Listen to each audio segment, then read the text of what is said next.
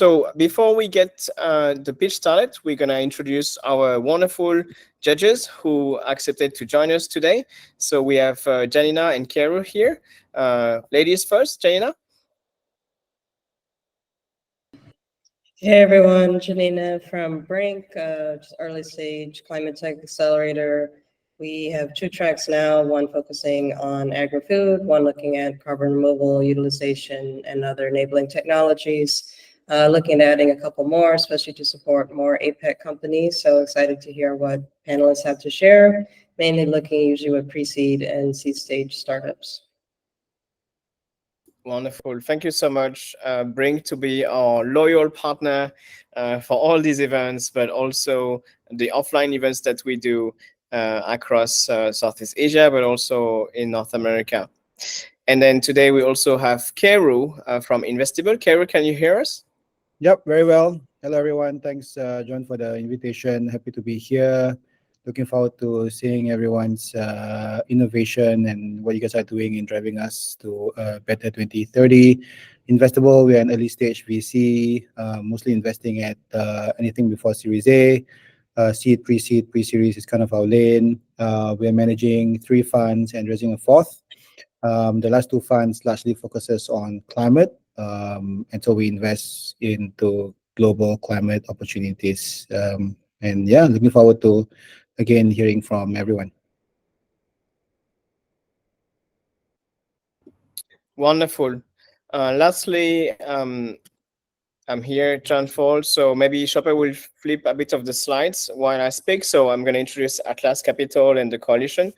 So with Atlas Capital, we're an early stage firm that is born after I had the chance to exit my first company, sold it to Alibaba and JobsDB, and became an angel investor.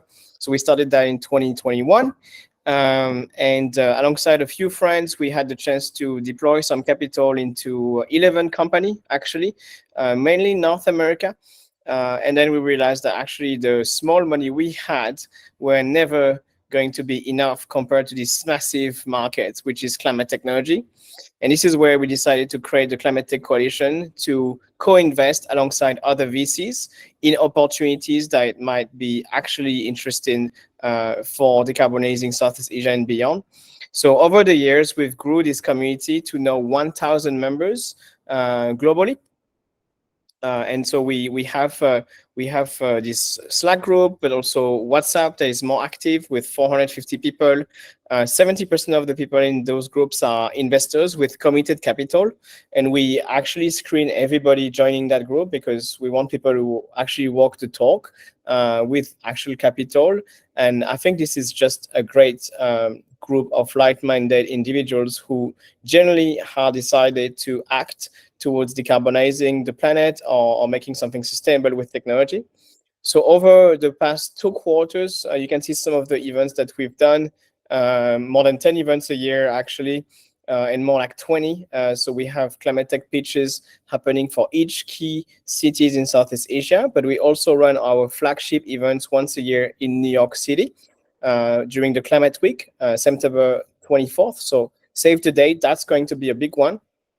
And this year, we decided to also create alongside very large conglomerate like CMS CGM, the shipping company, or GLL, the real estate company, and a few others, what we call a Adaptive Cities Innovation Awards. And so this award is trying to combine all the best innovations we've seen in the built environment and decarbonization across air conditioning system, HVAC, isolation, construction, etc., to decarbonize the cities, which we believe in Southeast Asia, it's a big deal. It's one of the organs that is going to suffer the most for climate change, and we want to showcase innovators, being founders, and also corporate who are actually moving the needle here. So feel free to also join these awards. There's $250,000 will be invested to the winners of these companies, and we're trying to find 3 winners. And the grand finale will be in New York City in September. So this is some of the activities we do. On our next fund, the one we're trying to close now, we're aiming to do US investment and Southeast Asia investment.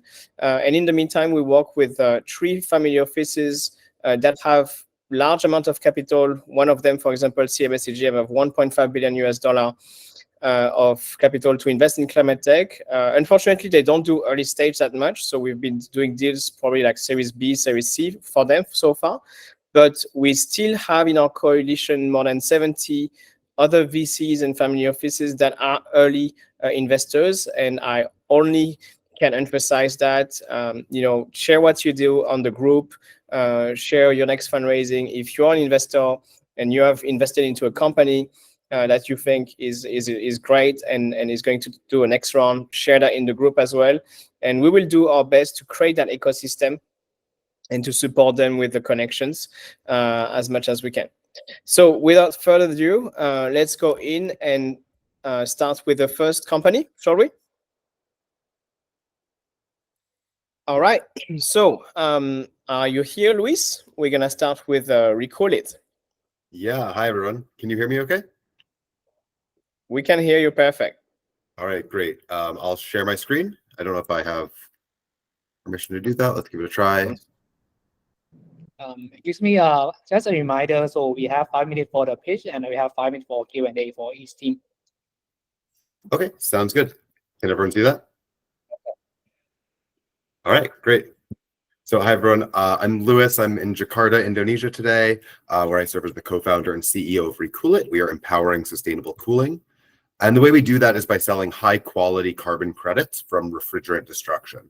This solves a really major climate problem and does so with the ability to create a scalable business with great margins.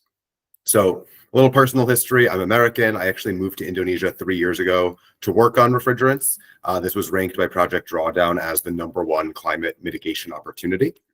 And what that means is it's all related to the growth of air conditioners, which we know is massive in South and Southeast Asia. Every air conditioner contains these chemicals called refrigerants. They are 2,000 times worse than carbon dioxide and altogether account for 6% of global climate forcing emissions. And that's scheduled to grow as AC use triples by 2050. So on the other side, demand for carbon credits is projected to grow really rapidly over the next 30 years as well. There are 2 flavors to this. There are voluntary markets where businesses are facing pressures from various stakeholders to go carbon neutral and to do so in a kind of a transparent and auditable way. And then on the other side, there are governments around the world putting carbon trading into practice through cap and trade systems, emissions trading systems, and other kind of approaches. So the problem is that there aren't that many good credits out there. There have been a lot of scandals in the last few years of big corporations being accused of greenwashing for buying credits that turned out not to mitigate emissions at all. Red Plus is a major category. Only 30% of those are deemed to be high quality, and buyers are learning to avoid that. But there's just not that much out there that is high quality. So we're filling that market need.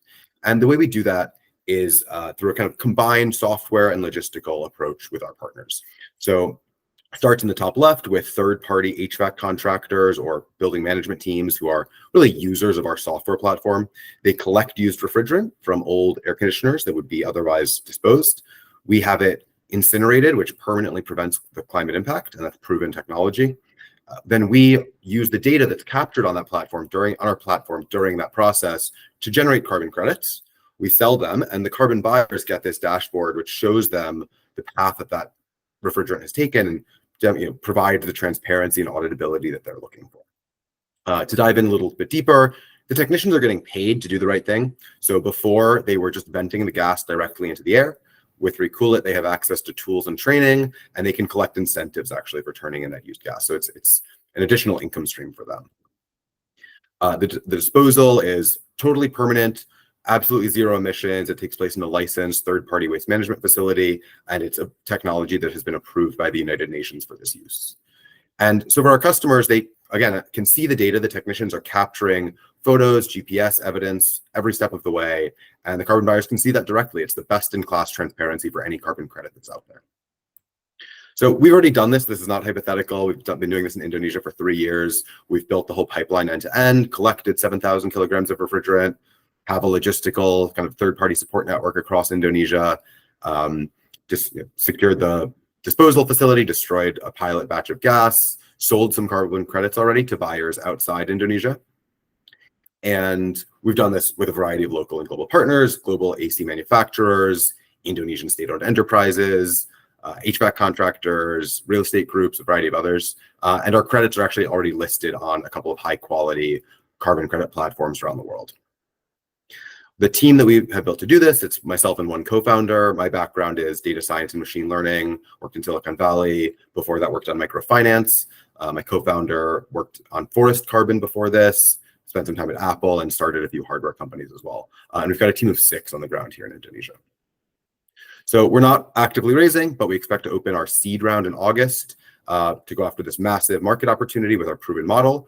We're already at 0 burn, so we expect to be able to grow aggressively. And for us, it's really all about the climate impact. We intend to prevent 2 million tons of emissions by 2028 in the next 4 years. So we're looking for investors who are mission aligned on that, as well as able to provide strategic support for our scale up. That's all I've got. So again, we're Recoolit. We're empowering sustainable cooling by connecting air conditioning to carbon credits. We generate best in class carbon credits, and we're going to prevent 1 billion tons of CO2 emissions by 2050. Thanks. Thank you for the pitch, right on time. So we now open the floor for Q&A from the judges, please. Thanks, Louis. Just could you speak more around the incineration process and how net zero that process is? Yeah, sure. So it's negligible. It's not obviously 0, but it's taking place in an existing incineration facility that's already using fuel to incinerate other kinds of waste, and that's happening at the same time.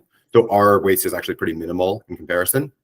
And there's the methodology that we use to calculate our carbon credits includes an emissions factor for those emissions. It turns out to be much less than 1% of the emissions we're saving, but it is calculated.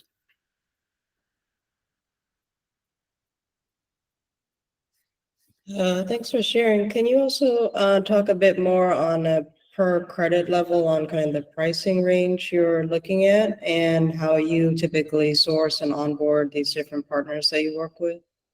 Sure. So we sell credits over the counter at $75 a ton. That's basically intermediate between most of the low quality credits out there and the really high tech carbon removal, direct air capture kind of stuff, which goes for $100 up to $1,000 a ton. So we sell over the counter at 75. We've done lower for bulk deals, and we expect to bring that price down to between 30 and 40 over the next 2 to 3 years. And then in terms of onboarding the partners, I mean, there's a couple of different segments that we're going after, and so we have different channels for that. For the larger real estate groups, it's more kind of an inside sales process. For the HVAC contractors, we have basically distribution channels that works through some of the manufacturers and their licensed servicer programs, or through nationwide technicians associations, for example, that we have kind of a nationwide partnerships with. So really a mix of things depending on the segment.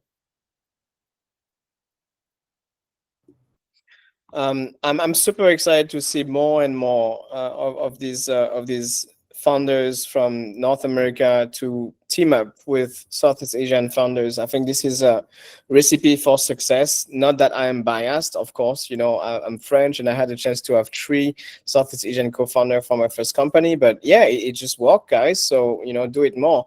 So congratulations on that. First step, and you guys are building something very exciting. I wonder, in terms of certification, it's always been the bottleneck. We've seen the scandals with Vera and Gold Standard, but still they remain the one thing that people ask before buying credit. So can you take us through a little bit of the certification that you guys already had, or maybe the one that you have in the process, so we can know, where is your sales going to come from and at what level of certification? Thank you. Yeah, absolutely. So right now we are selling based on essentially self-issuance. So we're using a methodology that was created for us by a think tank out of Yale University. They came and looked at what we're doing, said, it's crazy, there's no methodology for this. And they wrote one, and they've actually submitted it to several of the registries, including Vera, for approval. So we're in process with the registries. Right now we're selling off registry, and I think it's a testament to the quality of our credits that we found buyers even off registry. But you're right that most buyers definitely will require that. So we're working towards that. And that's actually the milestone that I think will trigger our seed round once we unlock that and kind of hit the next level commercially. Wonderful. I would love to see you guys in the Adaptive Cities Innovation Award. I know New York might be might be an expensive trip, but yeah, you guys should definitely participate, and let's see how we can finance your flight or something. Like, we need to see more of these climate tech companies pitching into those global events. So yeah, looking forward to have you guys there. Awesome. Thanks so much. All right. Poom, should we go to the next company? Yes. By the way, just to shout out to our coalition team, we have Poom here, based in Singapore, climate fellow for Atlas, and we also have Shopper, who works very hard to create all these events all year round into so many different locations. Like, we literally had a meetup for the Climatic Coalition in New York last week. We are having a meetup in Singapore and a Climatic Investor Dinner on the 15th of June. So yeah, there's a lot going on, and all these guys are pushing this forward. We also have Sandy in Hong Kong from Atlas Capital, and we have Sandra in London here. So she's actually she woke up very early to join us. So yeah, thanks to the team of the Climate Tech Coalition and Atlas to pull these events. If you want to help out with some of your team member and staff to organize these events, don't hesitate to reach out to us. We have chapters in Hong Kong, in Singapore, in many different places, and we always need more help to create that ecosystem. Let's skip to Regenesys for now. Alexander, are you Hey, there? everybody. Hi. Yeah, I'm here. Just give me 1 second. Awesome.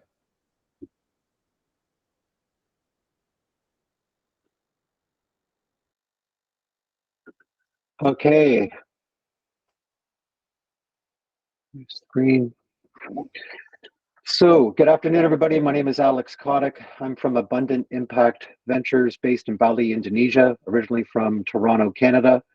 I come to you with about 2 decades of management consulting experience, mostly in the financial services sector.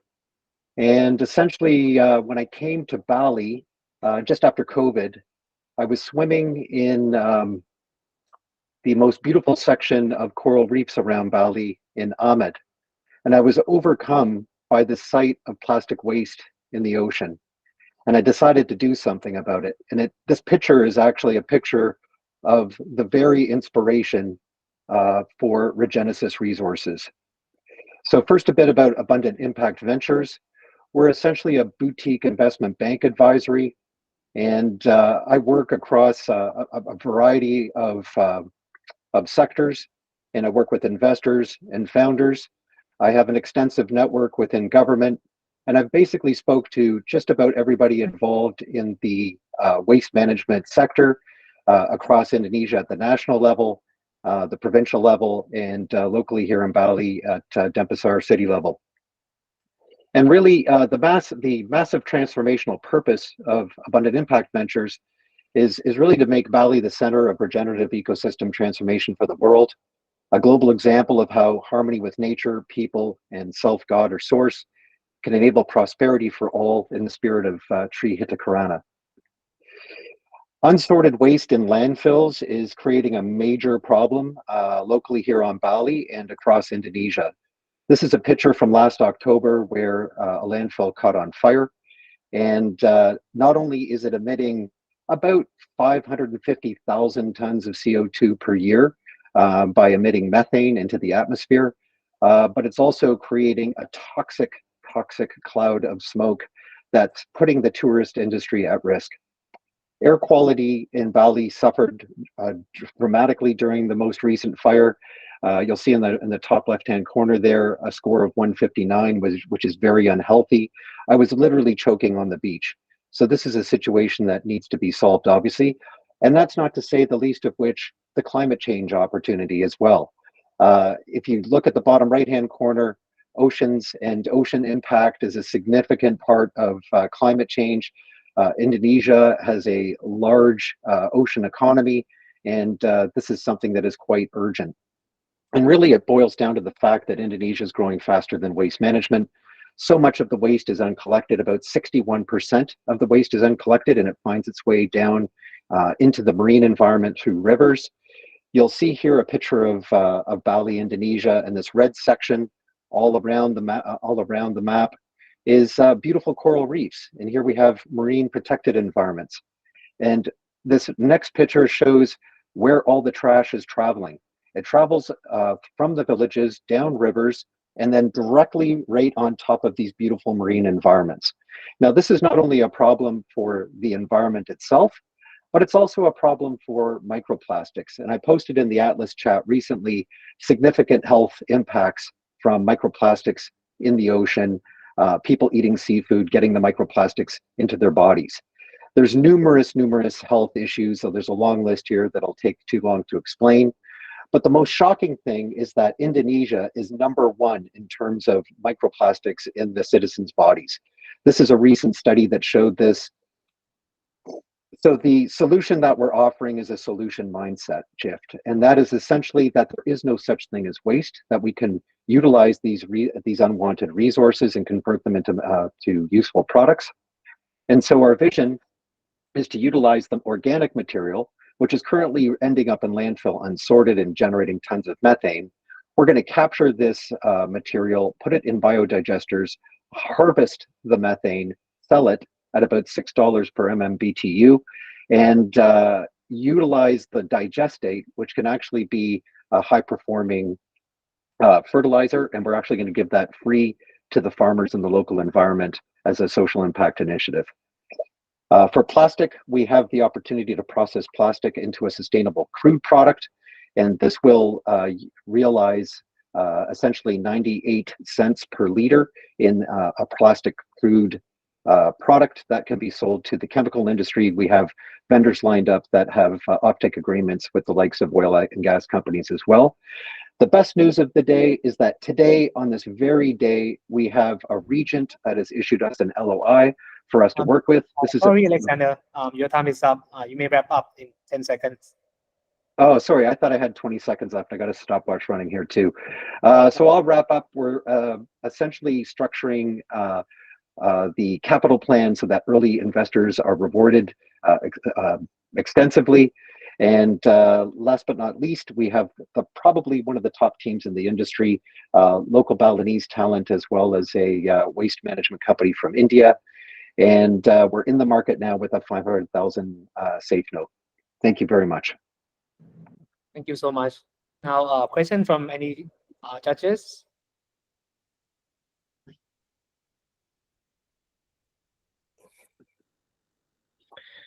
I can start first. Thank you so much, Alexander, for joining us. This is indeed one of the biggest prime in Southeast Asia.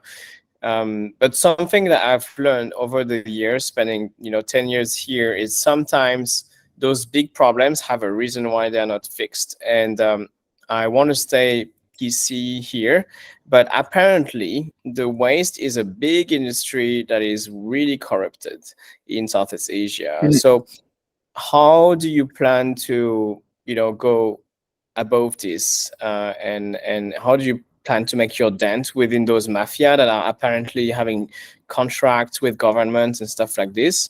And yeah, what's the plan to overcome this? Thank you. That's a beautiful. I'm so glad you asked me this question. So rule number 1 in life is that compensation drives behavior. We are entering the market with financial incentives to stimulate the community to actually bring us their waste. So if you take a look at plastic waste in particular, the waste pickers are they're picking waste at a very low rate of about anywhere from 200 rupiah to about 1,000 rupiah per kilo. And we're actually entering the market as a buyer and paying on average about 5,000 rupiah per kilo. So we're actually coming into the market as a buyer and partnering with the local community. So we're no longer disrupting the mafia. We're actually supporting the mafia and their people and providing an alternative to the community to make a living. There's 4 million waste pickers in this country, and we're going to uplift their living standards and help them grow. I hope I answered your question. Yeah, thank you.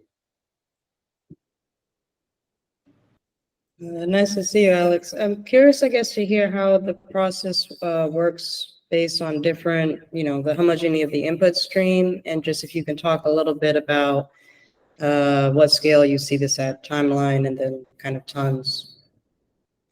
Yeah, so the LOI that we signed with a regent here in Bali is going to secure us 1,000 tons per day. And that's of total municipal solid waste. So approximately 60% of that is going to be organic waste, and about 10 to 15% is going to be plastic. And so that is the security of the inputs. And then, sorry, I'm not sure how to answer the rest of your question. Is there what else would you like to know? Just thinking, you know, outside of this project, as you continue to scale up, like what's sort of the maximum you see either within Indonesia or maybe as you look at other markets, just how you're kind of thinking about that strategy? Yeah, it can so be we're different metric is fine. Yeah. So taking a step back, we set our sights on being the equivalent of a North American publicly traded company known as Waste Management Incorporated. It's an $80 billion publicly traded company. And we're stepping into this market, and we're doing it through a commodities play because we feel that transforming waste to valuable commodities is the best way to bring the economic incentives to drive the behavior change. On methane alone, we're coming in and we're converting the organic waste to methane gas. And right now, the government is actually subsidizing methane gas to a large extent, and they're actually capping the price, but we're still able to make money at that price. We'll be offering a sustainable alternative, enabling energy security across the country, and that's just with methane. On the sustainable crude, that is an incremental opportunity that is very new, but has seen support in the market. And there are chemical companies that we've interviewed that are actually deploying like billions of dollars to establish these plants all around Southeast Asia. Now we're doing it at a scale that is going to be in a regional sort of smaller, lower risk, but high impact way, because we're partnering with the community and partnering with the government in a public-private partnership setting. Did I answer your question? Did that make sense? Good. I really would like to know Khairu's perspective on this, but I think we're running out of time because Khairu is Indonesian. So, but yeah, I think that's a follow-up question. Maybe you guys can talk in the chat, in the coalition chat. And I'm very curious about this because indeed, this is something I'm really there to this problem. And I think there's a lot of opportunity to collect waste, partially into the recycling of this waste to energy. But yeah, that's another discussion. Looking forward to have your opinion in the chat. In the meantime, I think we have to proceed with the next startup, right, Poom? Yes, I would like CarbonEthics to come up now for your pitching.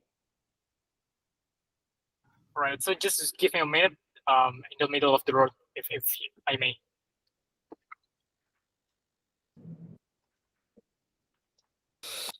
All right, in the meantime, we have Khairu here, so maybe we can ask him the question. What about this plastic thing? No, I mean, I've spoken to Alex a couple of times, so obviously very meaningful stuff. I guess my only feedback, Alex, and if I can just be a bit more off the guardrail, would be a lot of the politicians in Indonesia are not the decision makers. There are people behind them with special interests, and one nod from them could shift any businesses.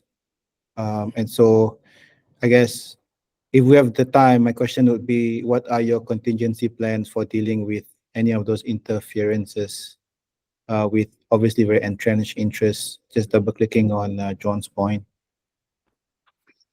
Yeah, well, not sure we have the Go time ahead. to answer it, but yeah, that's a good point. That's a good point. And if you crack this, Alex, I think only you can, because you're not scared of being, Indonesian. And I think you should look at biofuels and all this stuff, because there's a lot of money in there. And I think waste to biofuel and all this stuff is And just on that point, if you look at Luhut Panjaitan's Instagram today, Luhut was the former coordinating minister. He was texting about UCO, and he was talking about UCO and CEF. So there's a lot of hint there. Yeah, 100%, guys. I've definitely explored SAF. I've met with a waste to hydrogen company to enable the clean energy transition as well. And the good thing is that we have the optionality to pivot to the mode. We're not tied to any one technology. What we're tied to is cleaning up the environment, making money, and returning dividends to shareholders. That's really our objective. Thank you, Alex. All right, CarbonEthics, you guys ready? Yep. And my voice clear and my my slide is showing right now. Yeah, and you are very handsome. Oh, thanks. All right, thank you for the opportunity. I think it's glad to be here. My name is Bimo from CarbonEthics, and we've been here 5 years back in Indonesia to accelerate decarbonization through tech-enabled natural climate solutions. And 3 founders, so myself, I'm the CEO. And we also have another 2 co-founders that combining the expertise of sales, marketing, and also technical in terms of the forest protections and also renewable energy.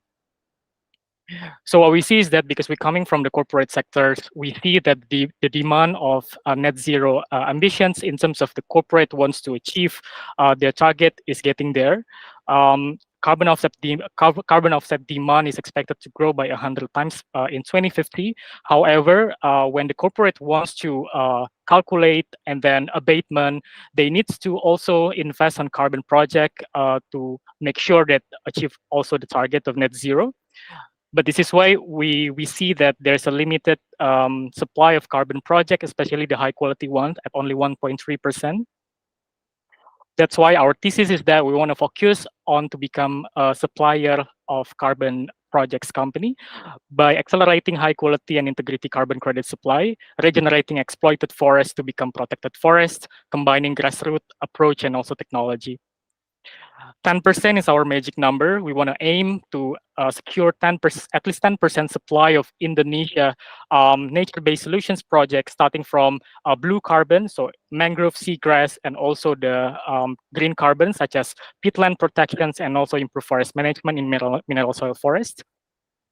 And when we come to the corporate sectors, we offer 2 types of solutions that's complementary. The first one is the tree planting in blue carbon. This is mostly for companies that doesn't really have yet the net zero ambitions, but they want to do climate actions with their marketing fund, CSR fund.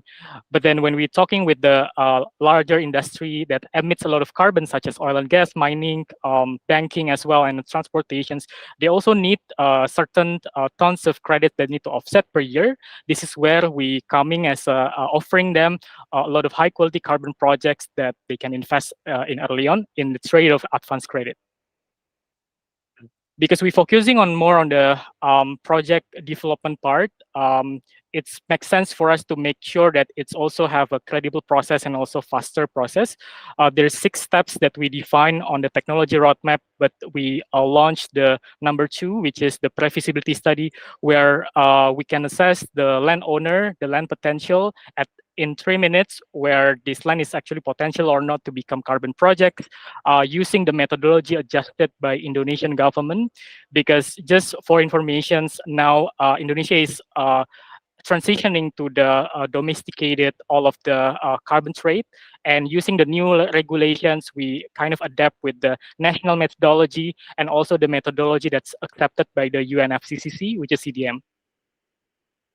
5 years running, we already have our rehabilitations project and assess more than 2 million hectares of land for pre-feasibility study. We collaborated with 200 plus corporate and exposed to more than 300 media features. But not only that, we also make sure that the impact that we create is actually formalized. So we formalize it in the framework called social return of investment, where every US dollar invested to our projects, we can deliver $2 of social value in return. This is the companies that we have been working with.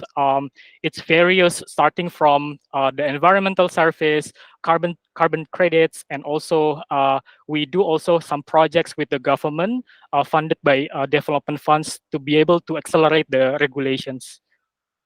And yeah, that's pretty much about CarbonEthics. We envision to build a world where the decarbonization effort is effortless for our community and also for our clients. And we aim to restore 8 million hectares of land that's also supporting 6 elements of SDGs. Thank you so much. Thank you. Great timing. So now open floor for Q&A for the judges. Cool. Thanks much. I think I guess what everyone will be curious would be about how do you measure and verify the effectiveness of your projects, and as you scale and grow, how do you ensure those level of impact and efficiency continue to remain consistent? Yeah, I think in the first questions, we're talking about MRV, right? So in the MRV process, we believe that manual work, that's the first one, that's the first layer, engaging also the farmers. The second one is that also checking with the secondary data in the satellites. But the third one, we need to also complement the MRV data with the ground truthing. So implementing sensors and then making sure it also consolidated in one dashboard. So between satellite data, ground truthing, and also manual, it has to be consolidated so that we be able to see which errors manual versus the automations. So that's to make sure we also have the credible results in terms of the MRV. And the second question is about, sorry, can you repeat the questions on the second one? As you expand and grow and scale, yeah, how do you ensure the level of efficiency in quality and reporting remains consistent, given the scale of Indonesia, obviously, right? Yeah, I think the thing is to maintain the quality on the scalability basis.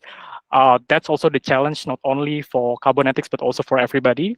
Yeah. But what we can control is that as of now, we don't liaise with the purely third party.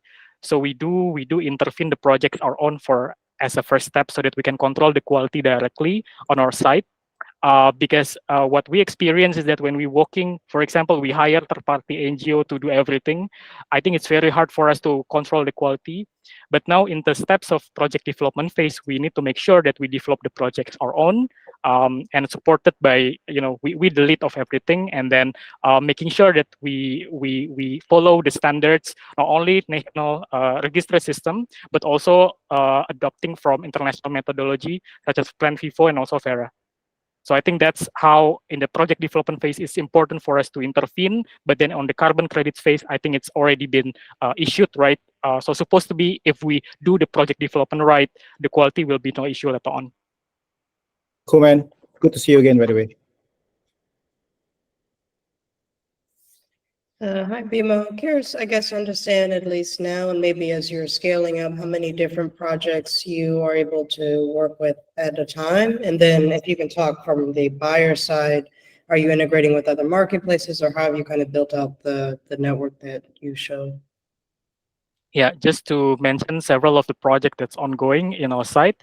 So we do manage the 40K hectares of mangrove project in Eastern Indonesia. So mangrove in blue carbon projects, we're not only doing planting, do also protection plus the livelihood such as sustainable commodity. That's very important for blue carbon projects. And also we do peatland protections, not only about the preventing from the forest fire and peatland decompositions, but also do the livelihood business such as coffee in peatlands, for example. So making sure that we're not only relying only for carbon credits and make sure the community can long last in terms of business model. And the third types of projects is that collaborating with the Ministry of Agriculture, we do now actively seeking for carbon buyers for 400K hectares of rice methane reductions projects. So that's 3 types of projects that we actually working on right now.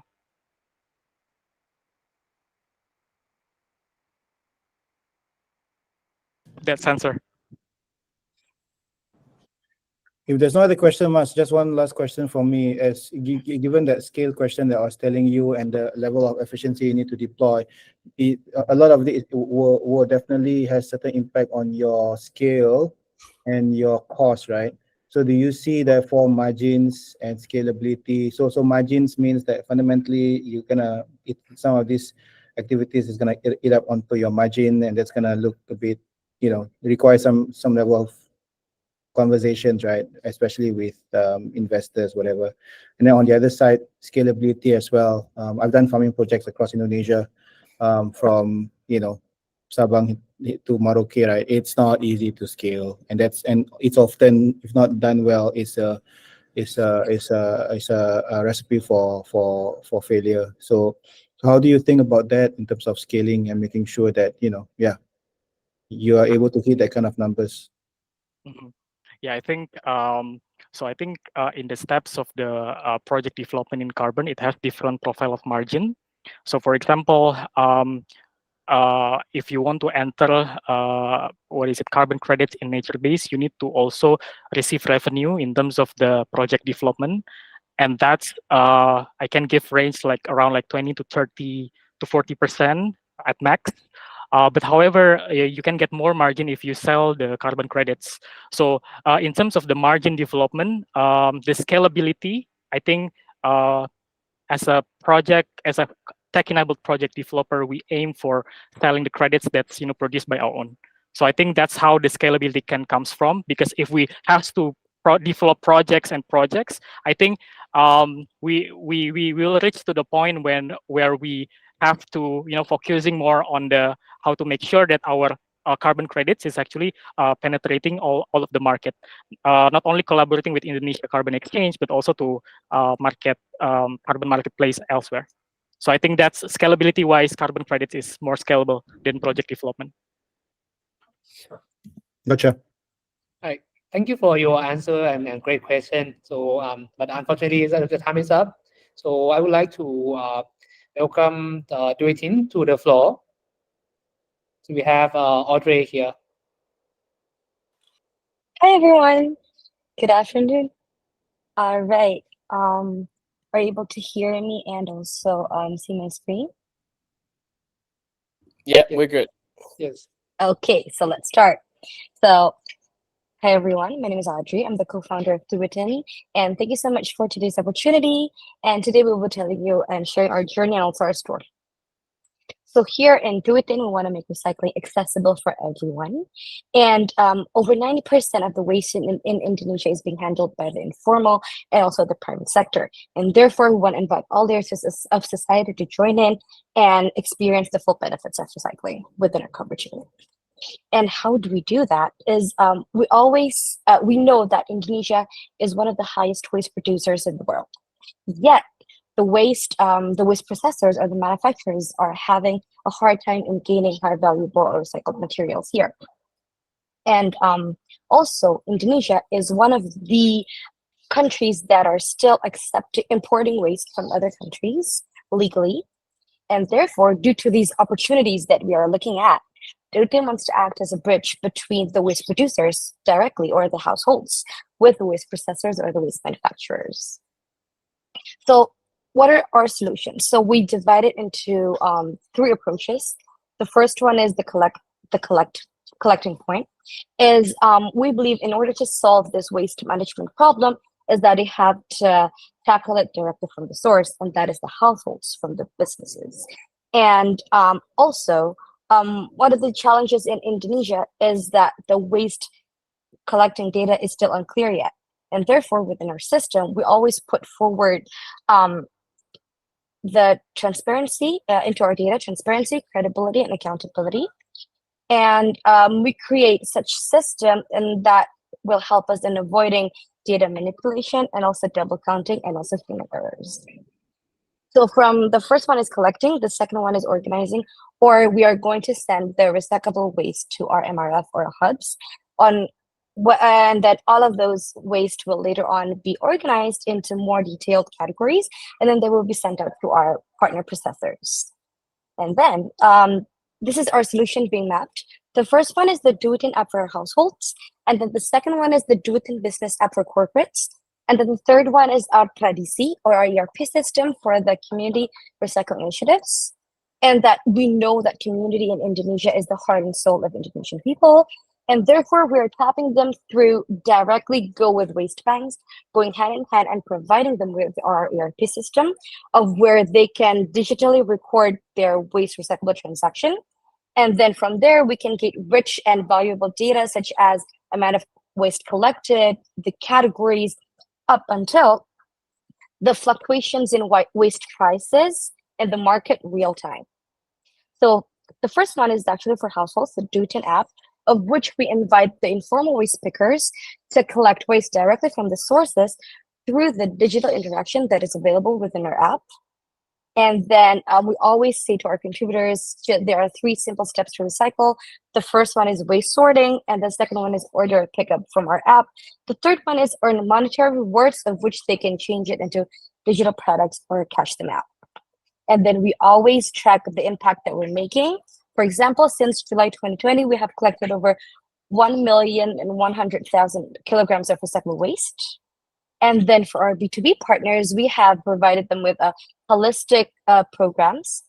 For example, the first one is we pick up recyclable waste directly from their offices, their outlets. And then the second one is we pick up recyclable waste directly from the homes of their employees, of which all of these can be tracked into an online dashboard, which will give them the access. And this is near time, accessible anytime and anywhere. And the third program is that we provide producers with recyclable waste special buttons on our app, so the contributors can directly recycle specific categories within our app. The fourth one is basically any types of programs that we want to do with sustainability, mangrove plantation, education outreach. And the program that we're serving for between partners is because the Indonesian government is currently mandating all companies to be aligned with their sustainable development goals. And here are some partners that have been collaborating with us. And then we are currently actually doing fundraising, of which we'll be using the fund to scale up our technology. And we want to scale up our ability in data collection as well. And then we want to expand our coverage area. And also we want to increase the capability of the operational in our current coverage area. And so for our waste revenue streams, we have currently a few. 24% of our revenue gained from the app from a small chunk of transaction of which occurs within the app. And then most of the revenue is still from the B2B partners. And then the 4% is that we gain our revenue from our grants. And we actually have a future revenue stream mapped out. It's actually being gained from the data that we have collected since July 2020. Sorry, Audrey, your time is Yeah. up. So you may Perfect. to wrap up. Thank you. Perfect. Thank you. If you have any more questions, please let me know. Thank you so much.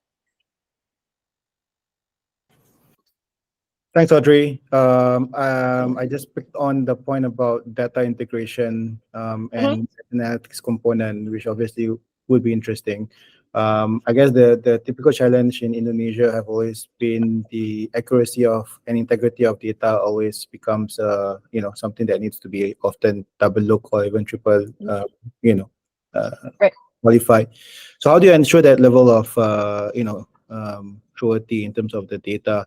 And additionally, I didn't hear anything about data monetization, or do you plan to do some level of monetization or see any monetization of the data that you collected?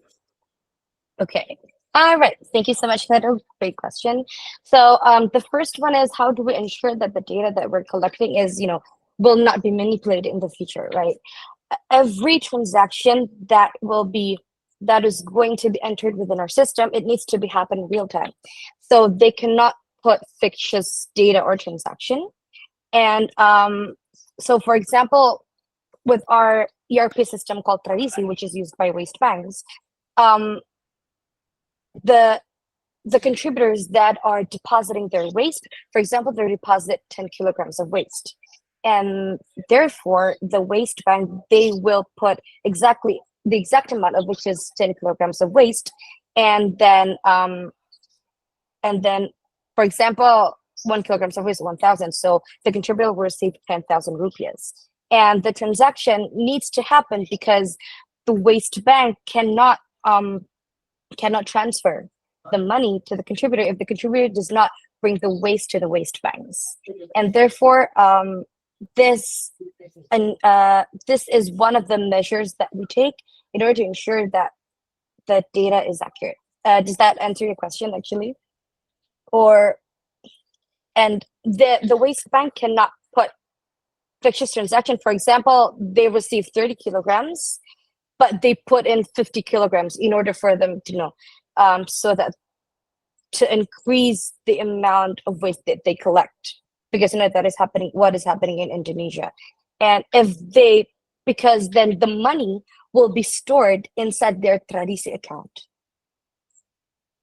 The amount of money that they can disperse to the contributors and the amount of money that the waste bank will be getting is exactly the equivalent of the waste that the waste banks will be receiving from the contributors. Does that make sense? Or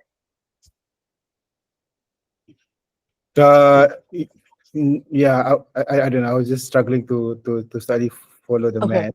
But I think the other thing is more around. Do you intend to monetize the data as well?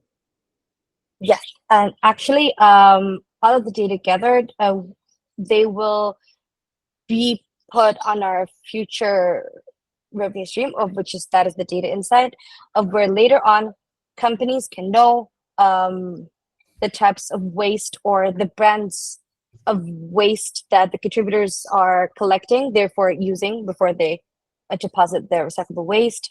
And also, for example, the prices of recyclable waste in each location. And yes, we're looking forward to share the data with those who need it. We're looking forward to monetize it. Cool. Wonderful. Audrey, thank you so much for joining. I love the energy, and I'm so refreshed Thank you. to see people working on this type of problem. So thank you so much for this. I think we hear a lot about the waste management opportunity in Indonesia today, and that's great. We actually have invested into one of our portfolio companies in the US and then do waste management. It's called Get Dimension. Maybe you've heard about them.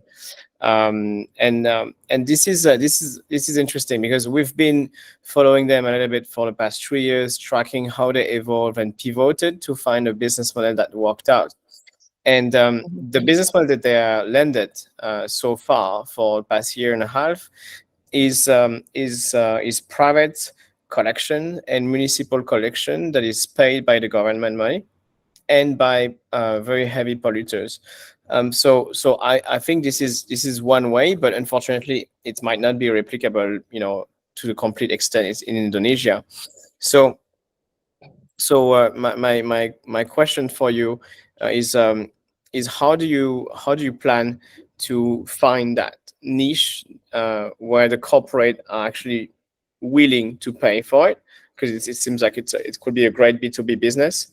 And the follow-up question is, to be able to reach the scale, how do you plan to expand to other countries once you find that niche with the unit economics that works out? And by the way, to help you on that, I just introduced you to a startup that is doing a similar thing in Southeast Asia in another country. So I think you guys chat. So yeah, I connected you over email while you were pitching. Anyway. Oh, thank you so much, Val. Okay. So the first question is, how do we find that niche market of where corporates would want to subscribe or purchase our services, right? That is actually one of the challenges that we're facing, because a lot of companies in Indonesia have been exposed by the possibility of getting certain amount of waste, but in reality that is not applicable, and therefore this is the challenge that we've been facing. And we actually have a great boost by the government, of which the government mandates the companies from their POJK and also from their Permen LHK 75. I'm sorry, how do you say Permen LHK in English? But anyway, so by connecting with companies and educating them about those regulations, and that is how we actually find the niche market. And every day this regulation is being imposed stronger and stronger. And this is actually what's been happening day by day. More companies are actually contacting us, and by the vast amount of programs that we are handing out to them, that is actually how we find our niche market. And in Duitin, we also we always listen to our partners about what their needs are, and we always make sure that our services are customizable for them. And that is one of the ways to ensure that we find that certain niche market. Actually, does that answer the first question? Yeah. Actually, Yeah, it's okay. One hint here is the construction companies have a lot of waste actually, and maybe starting with this niche is something you should look at. If you do decide to do that, you let me know, and I can connect you with a large construction company in Indonesia that I think could be interesting into talking with you. But anyway, I think it's all about helping, right? So Khairu, super connected, as well. I'm sure it's about sharing the contacts here. So thank you for today. All right. Thank you so much. Yeah, thank you so much for your an insightful presentation.